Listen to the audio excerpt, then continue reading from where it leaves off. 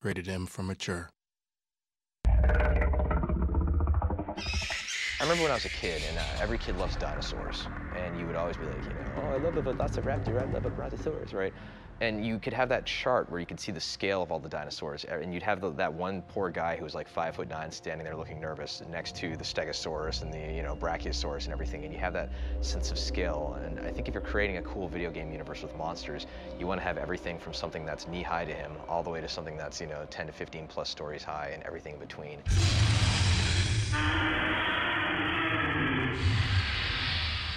The initial backstory for the Locusts was that they were these creatures that came in the night, ghost-like creatures, skeleton, and they would steal children.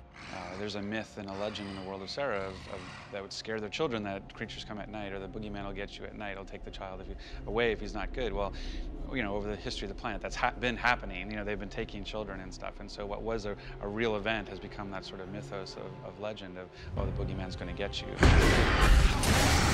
In Gears 2, we're going underground, and it was an opportunity to bring in some of these newer baddies, right? One of the key changes that we have this time around, which actually affected how we balance the game, is the fact that the Locusts have a lot more hit reactions.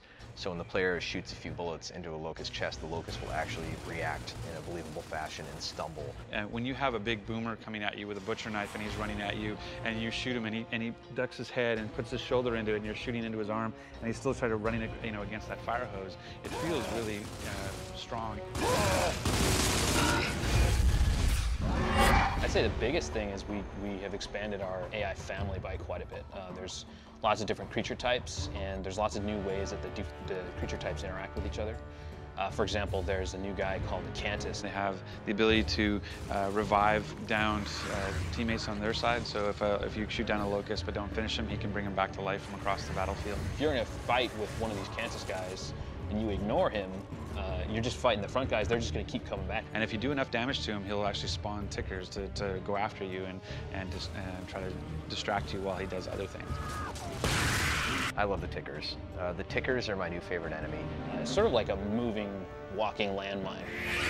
Tickers!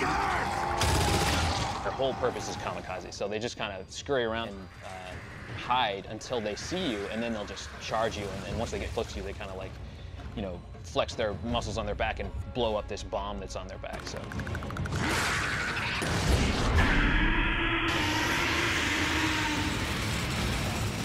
Brumak. Giant monster with guns. It was the first creature I saw for Gears of War back when I started. He's seen multiple iterations. We have him in Gears 2 now, where his armor's off. We've got versions with his armor on. He's got weapons. He doesn't have weapons. Talk about iconic creatures.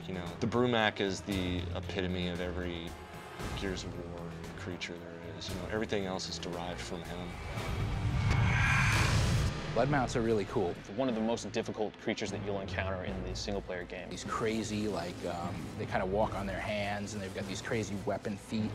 That was a tough character to evolve because of the mechanics of it. We came up with this idea to kind of have it where he's walking on his arms, and his body kind of wraps up underneath, and it's his feet that are kind of sticking out in the front that kind of jab you. He's a really bulky, cool-looking character that the palace guards ride.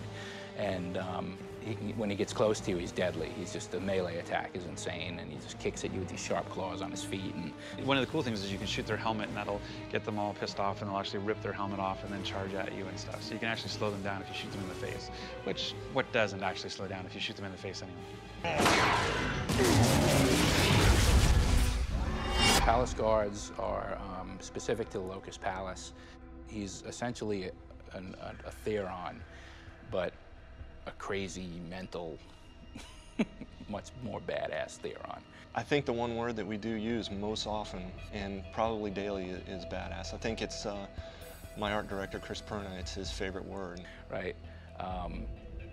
So he's got this crazy, shiny armor and stuff. He's highly visible, but he's highly deadly.